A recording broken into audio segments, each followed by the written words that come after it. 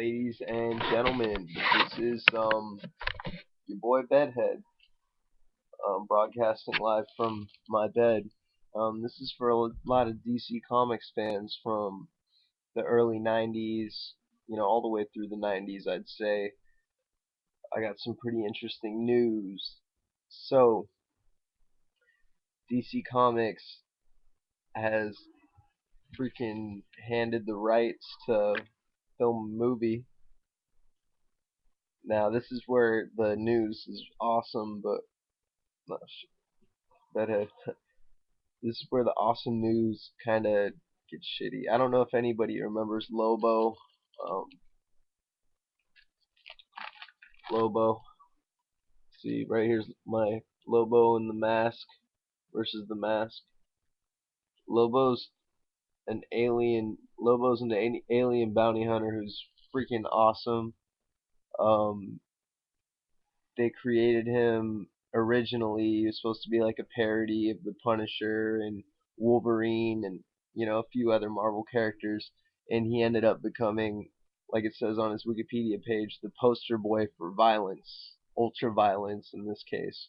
Lobo was freaking brutal in the '90s.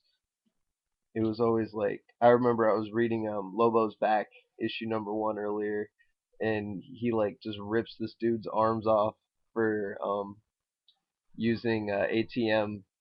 He's like waiting to use the ATM, and it says limit 2 transactions, and the guy does a third transaction, and he rips the dude's arms off. It was funny. Um, so it's awesome, hearing that they're gonna make a movie out of Lobo. But here's where it sucks.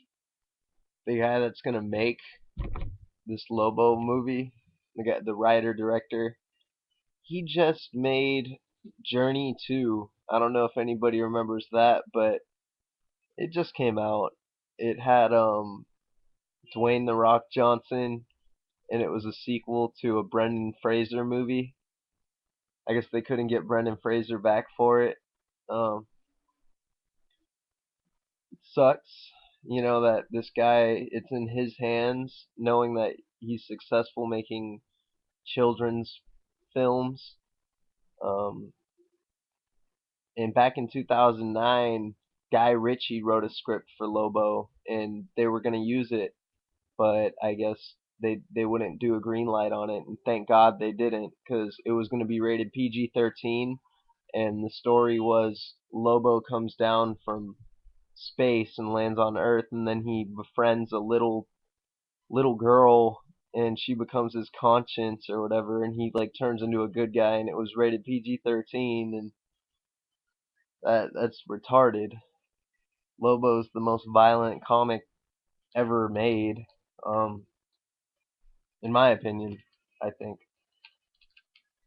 But yeah, it's just a real bummer to see this happening.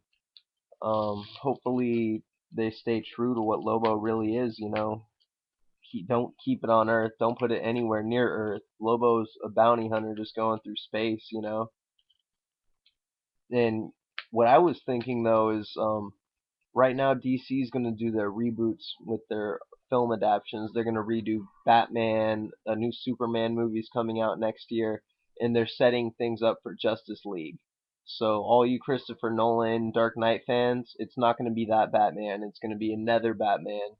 I'm thinking more comic booky, less like realistic, gritty, like the Dark Knight series.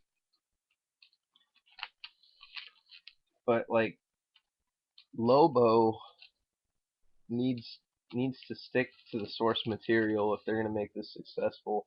I think they're gonna play this in setting up the Justice League, because I remember the Justice League fighting Lobo quite a bit.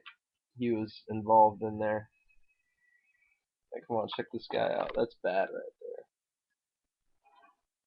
there. That's sick. Like, I really just wish that they would, yeah, make it awesome. It needs to be R-rated. Needs to have a lot of humor in there, over the top humor. I'd say R-rated, pushing NC-17 almost, maybe, like, because they're remaking Spawn, and I'm really excited about that. And Spawn was really cool. But yeah, DC fans look forward to a Lobo movie. If this Lobo movie sucks, I don't know if I'm ever gonna be able to look at Lobo the same way.